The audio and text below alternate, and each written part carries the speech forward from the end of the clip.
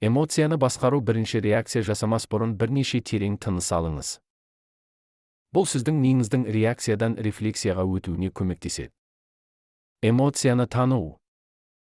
Өзіңізді қалай сезінетініңізді атаңыз: ашу, қайғы, қызғаныш, қорқыныш және т.б. Оны түсіну оның сізге деген күшін төмендетеді. Үзіліс жасаңыз. Мүмкіндігінше жағдайдан аулақ болыңыз.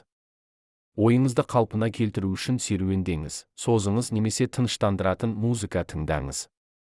Біреумен сөйлес. Досыңызбен, отбасы мүшесімен немесе кеңесшіңізбен бөлісіңіз. Әңгімелесу эмоционалды қысымды жеңілдетуге және жаңа перспективаларды ашуға көмектеседі. Эмоционалды күшті қалыптастырыңыз. Шыдамдылықпен, кешіріммен және жанашырлықпен айналысыңыз. Күшті жағымсыз эмоцияларды тудыратын адамдардан немесе мазмұннан аулақ болыңыз.